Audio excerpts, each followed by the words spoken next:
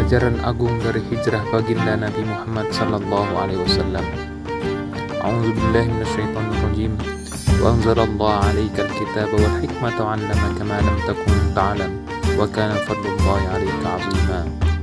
Dan juga karena Allah telah menurunkan kitab dan hikmah kepadamu dan telah mengajarkan kepadamu apa yang belum engkau ketahui. Karena Allah atasmu sangat besar. Wahai para pengikut Nabi Muhammad SAW, sebagian pembicaraan jika diulang-ulang dapat menimbulkan rasa bosan atau jemu. Penyair berkata, lagu yang berulang bisa membuat orang jemu.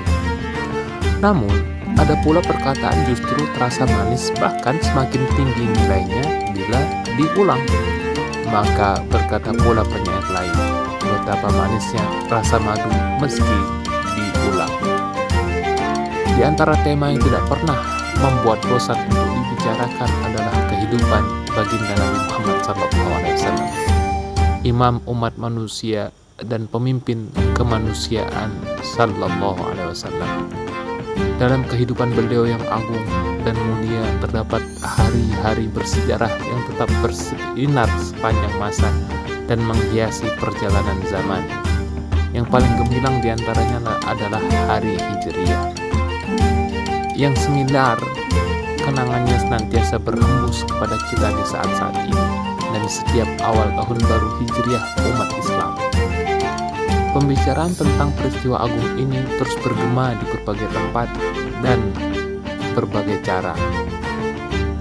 Namun, telinga orang-orang beriman tidak pernah bosan mendengarnya.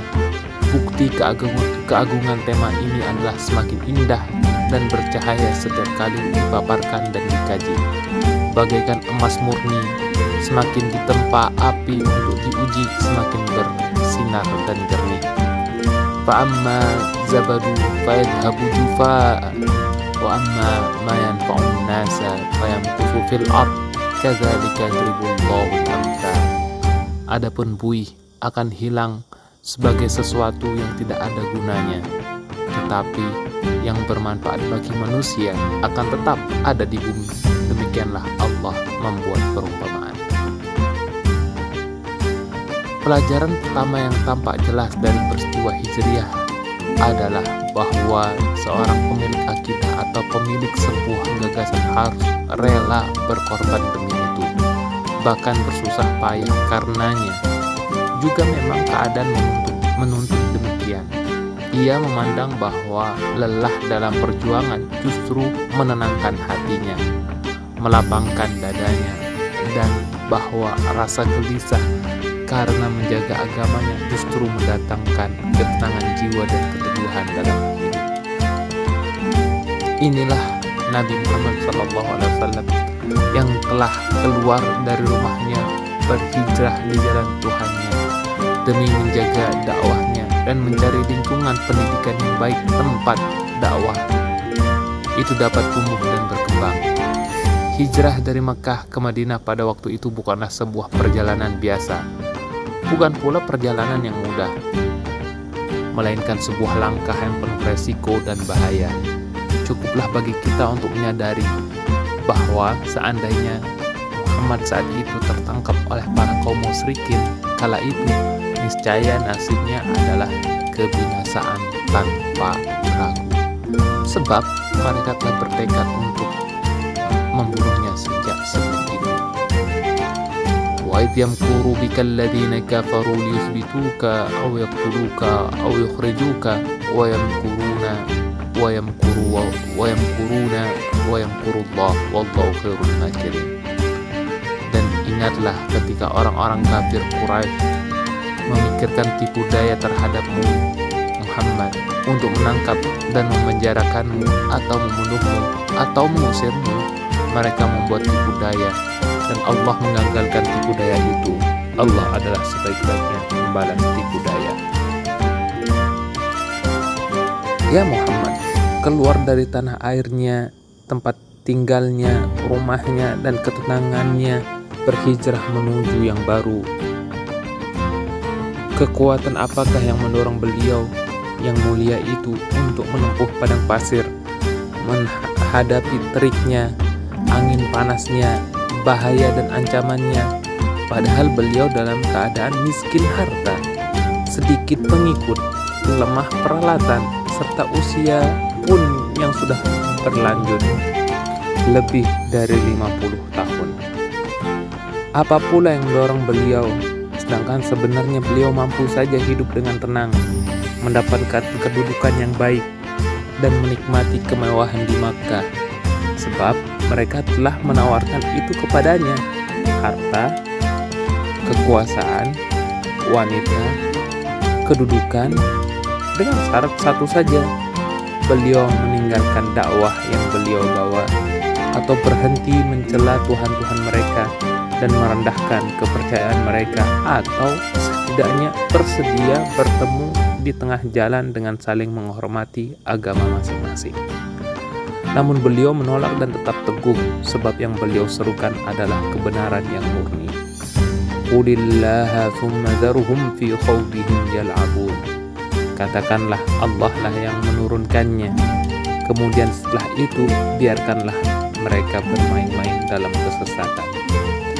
Sungguh Allah telah melapangkan dada Al-Faruq Umar bin Khattab dan memberikannya hidayah, petunjuk, sehingga dengan musyawarah kaum muslimin ia memilih hari hijrah sebagai awal tahun Hijriyah dan permulaan sejarah Islam. Di sini muncul sebuah renungan. Peringatan Hijriyah telah menjadi pemisah antara satu tahap waktu dengan tahap lainnya, karena ia menandai akhir dari tahun yang berlalu dan awal tahun yang baru.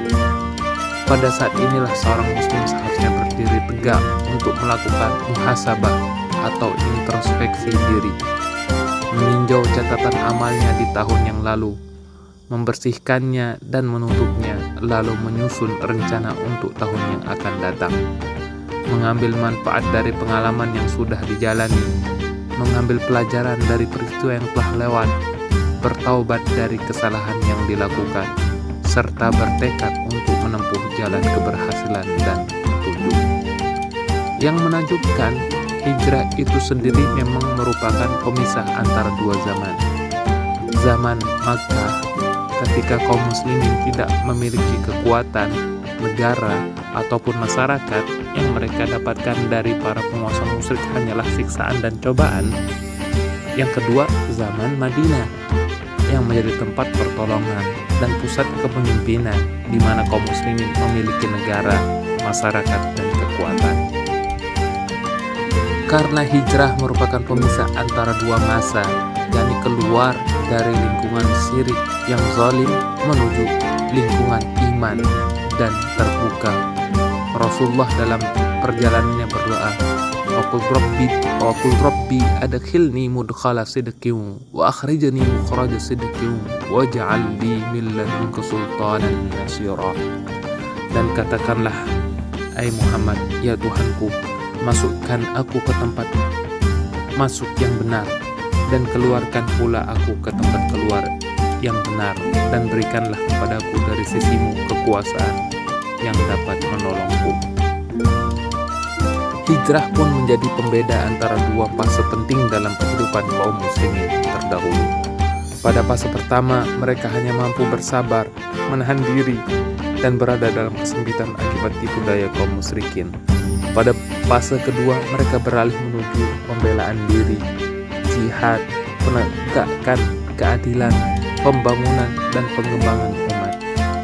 Betapa indah seorang muslim ketika menjadikan peringatan hijrah sebagai titik tolak perubahan dan keseimbangan dalam hidupnya, berpindah dari keadaan yang tidak ia ridhoi dan jalan hidup yang tidak ia sucikan menuju keadaan baru yang lebih tinggi, lebih kuat, lebih bersih, dan lebih diridhoi Allah.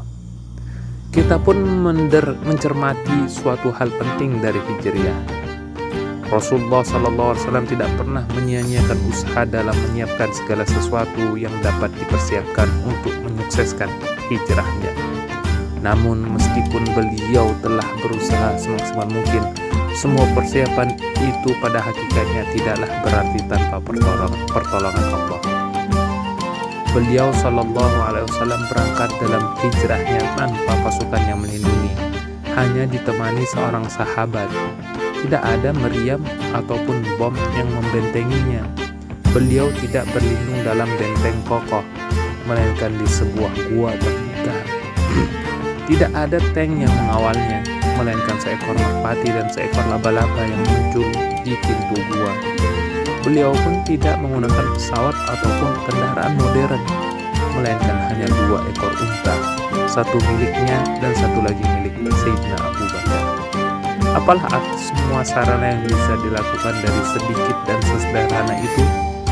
Ya, Rasulullah SAW telah berusaha sekuat tenaga dalam persiapan hijrahnya. Tetapi yang beliau temukan hanyalah sebab-sebab sederhana itu. Namun beliau menguatkannya dengan keikhlasan, keyakinan, kepercayaan penuh kepada Allah dan tawakal kepadanya, setelah terlebih dahulu mengerahkan seluruh daya dan upaya. Di titik inilah pertolongan Allah mesti turun. Maka Allah menjadikan yang sedikit itu menjadi banyak, yang kecil menjadi besar di balik tangan Muhammad SAW yang telah berusaha maksimal dan mengerahkan seluruh tenaganya. Datanglah tangan Allah yang maha kuat dan maha berkuasa memberi pertolongan. Demikianlah kita belajar dari hijrah bahwa harus ada usaha yang disertai harapan, harus ada akal yang disertai tawakal, dan harus ada kerja keras yang disertai keyakinan pada takdir.